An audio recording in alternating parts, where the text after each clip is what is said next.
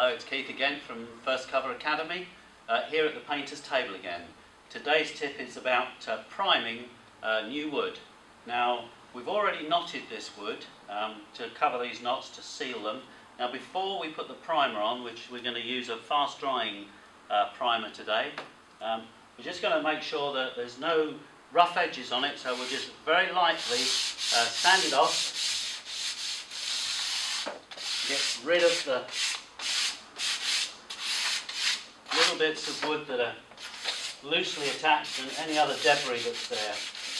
So, nice and clean. Take our dusting brush and we dust it off. Again, that ensures that there's no dust there. Now, we use a thing called a tack cloth.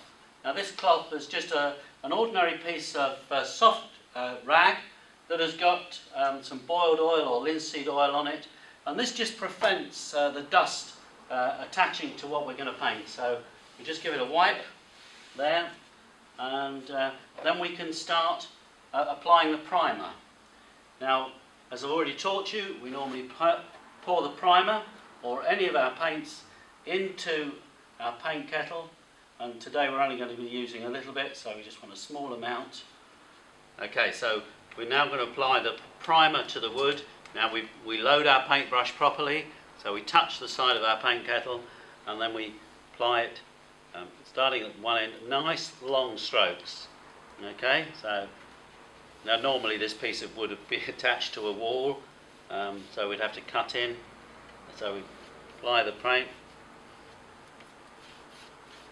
making sure we get a nice even coat. So now we do a thing called feathering off. So we've put our paint on, and now we're just going to lightly rub the tip of the brush over the top, and that takes out the brush marks that you see.